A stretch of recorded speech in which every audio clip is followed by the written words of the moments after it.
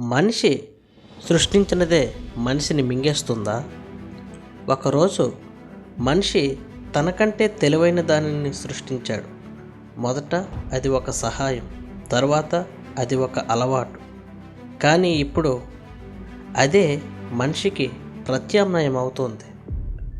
ఒకప్పుడు మనిషి మిషన్ని కంట్రోల్ చేసేవాడు. ఇప్పుడు మిషన్ మనిషి జీవితాన్ని కంట్రోల్ చేస్తుంది. మన చేతుల్లో ఉన్న ఫోన్ నుంచి మన ఫ్యూచర్ వరకు అన్నీ ఆర్టిఫిషియల్ ఇంటెలిజెన్స్ వైపు పరిగెడుతున్నాయి. ఒక ఆర్టిస్ట్ ఏళ్లపాటు నేర్చుకునే కళ ఇప్పుడు ఏఐ కొన్ని సెకండ్స్లో క్రియేట్ చేస్తుంది. ఒక సింగర్ గుండె లోతుల నుంచి పాడిన పాట ఇప్పుడు ఒక సాఫ్ట్వేర్ ఇమిటేట్ చేస్తుంది. ఒక రైటర్ నిద్రలేని రాత్రుల్లో రాసిన భావాలు ఇప్పుడు ఒక ఆల్గారిథం జనరేట్ చేస్తుంది. అప్పుడు మనిషి ప్రత్యేకత ఏంటి?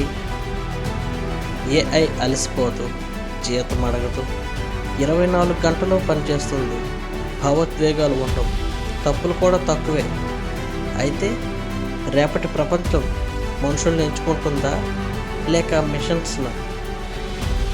కానీ ఒక విషయం ఏఐ ఎప్పటికీ చేయలేకపోవచ్చు.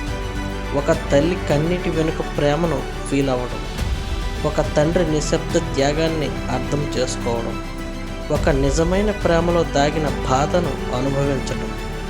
ఎందుకంటే ఏఐకి ఇంటెలిజెన్స్ ఉంది, కానీ మనిషికి గుండె ఉంది. ఏఐకి సమాచారం ఉంటుంది, మనిషికి జ్ఞాపకాలు ఉంటాయి. కానీ ఇక్కడే అసలైన ప్రమాదం మొదలవుతుంది. మిషన్ మనల్ని రీప్లేస్ చేయడం కాదు, మనమే మిషన్స్లా మారిపోతున్నాం. మనుషులతో మాట్లాడడం తగ్గిపోయింది, ఫోన్తో మాట్లాడడం పెరిగిపోయింది, ఫీల్ అవ్వడం తగ్గిపోయింది, స్క్రోల్ చేయడం పెరిగిపోయింది. గుర్తుపెట్టుకో, ప్రపంచాన్ని ప్రమాదంలో పడేసేది ఏఐ కాదు, మనిషిలో నెమ్మదిగా చనిపోతున్న హ్యూమానిటీ. టెక్నాలజీ రావాలి, ఏఐ పెరగాలి, ప్రపంచం ముందుకు వెళ్ళాలి. కానీ ఆ ప్రయాణంలో మనిషి తన మనిషినే కోల్పోకూడదు.